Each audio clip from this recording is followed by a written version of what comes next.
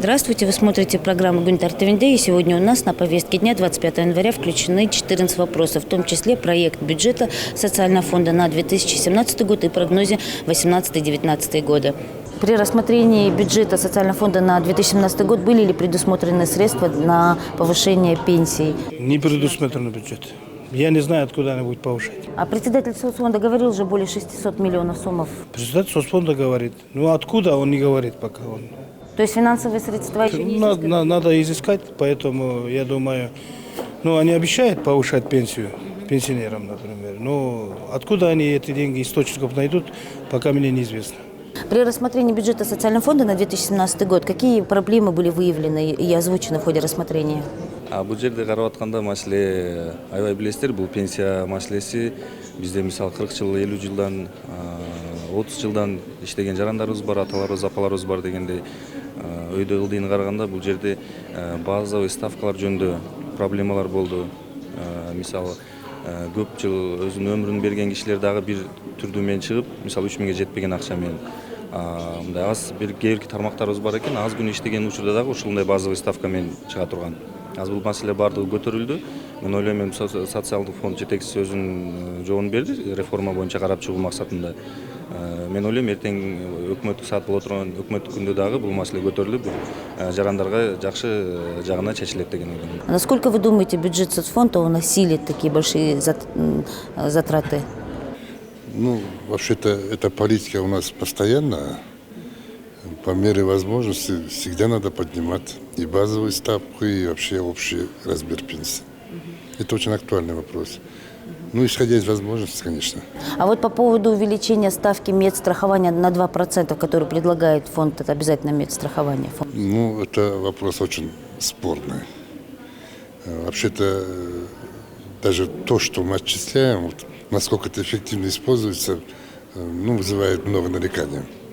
То есть будет увеличено отчисление и заработных плат госслужащих и бюджетных организаций? Да, конечно, но я думаю, этот вопрос пока не решится. Как вы думаете, насколько может быть реализована политика Социального фонда по повышению пенсий? Что я думаю, если постараться, то все это могут реализовать на деле. А были ли озвучены какие-то данные и данные, откуда будут изысканы средства? В настоящее время сейчас рассматривает этот вопрос как раз министр социального обеспечения, то есть по социальному развитию. Она сейчас отвечает на все вопросы депутатов. После принятия данного законопроекта можно о чем-либо конкретно говорить. Можно вопрос по поводу бюджета Социального фонда на 2017 год? Как вы думаете, будут ли реализованы все намерения по повышению пенсии и по увеличению базовой ставки? Сейчас как мы можем сказать? А вообще изысканы ли средства? Что вообще конкретно говорится? Они же говорят, что если этот закон пройдет, бюджет закрепите, говорят, все мы сделаем. Но сделает или не сделает, мы же сегодня не знаем, как у нас бюджет будет завтра. У нас 23 миллиона еще дефицит бюджета, да, правильно? И до конца года посмотрим еще, как получится. А вот прошлогодние повышения пенсии были ли изысканы вообще? Были ли они тоже заложены, когда вы рассматривалось до этого год назад? В мае изменение бюджета было, мы туда заложили. А сейчас мы посмотрим, как социальный фонд будет заложены средства, и потом изменения еще в мае же будет. Вот тогда, наверное, точно ясно будет, они выполнят на этот год свои обязательства или нет. Я так думаю. Вообще у нас пенсионный фонд требует очень кардинального реформирования. Потому что человек получает зарплату 40 тысяч, он всю жизнь делает отчисления и в конце получает пенсию также 1700, в начале или минимальную. Многие наши пенсионеры живут за счет пенсии, а этим не то чтобы еле сводят концы с концами. Им на прожиточный минимум не хватает. И распределение, я думаю, неправильно. Должно быть именно поддержка тех пенсионеров, которые получают минимальную пенсию. Их надо у них увеличивать, а не у тех, кто много получает. Да, вот такое мнение было высказано при рассмотрении в понедельник на Комитете по бюджету и финансам, что если, например, очень низкая, то им увеличить намного большую сумму. А у тех, которые чуть выше или ближе к корзине прожиточного минимума, да, к той сумме, то у них повышение пенсии сделать менее.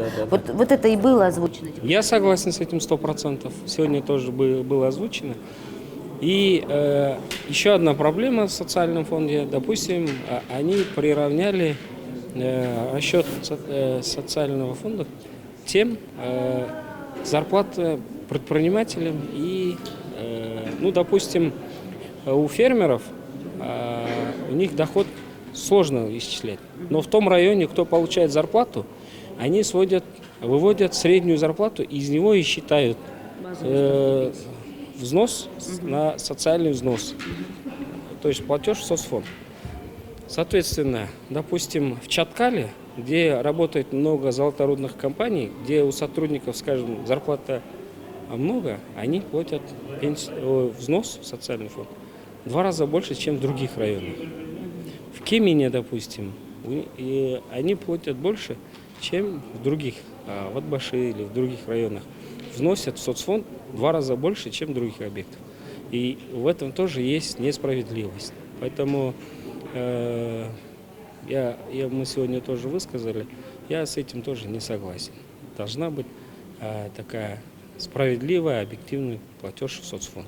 Какие вы видите проблемы при исполнении соцобязательств? Самая большая проблема на сегодняшний день – это, конечно, размер пенсии.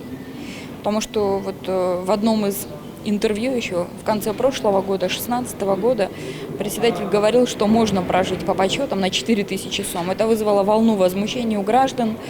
И это абсолютно правильное возмущение, потому что пенсии на сегодняшний день недопустимо малы. Поэтому, безусловно, к соцфонду очень много вопросов всегда возникает и оправдано. Соцфонд должен работать над повышением собственной эффективности, над тем, чтобы перераспределять ту прибыль, которая на сегодняшний день получает соцфонд,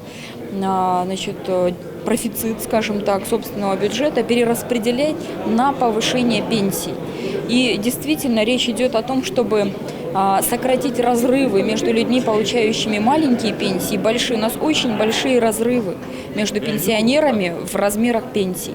Задача соцфонда, я считаю, это, конечно, сокращать максимально разрывы, то есть повышать пенсии наиболее нуждающимся, наиболее бедным людям, чтобы пенсии как минимум соответствовали не только среднему прожиточному минимуму, но на минимальной средней заработной плате на сегодняшний день по стране, по каждому региону этот показатель высчитывается.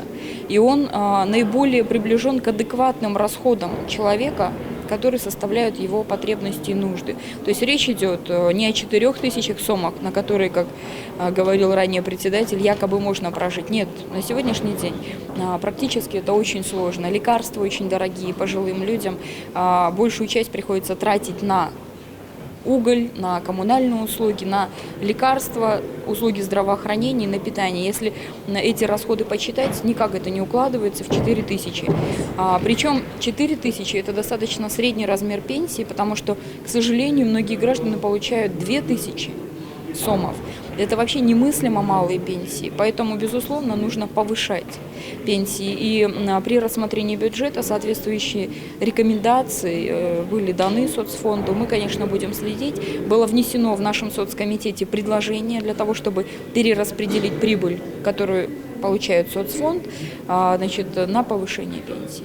И во время перерыва в пресс-центре Джор Кенеша проходит пресс-конференция лидера парламентской фракции «Юнигу Прогресс» Бакыта Турабаева, в ходе которой лидер парламентской фракции отвечает на вопросы представителей СМИ.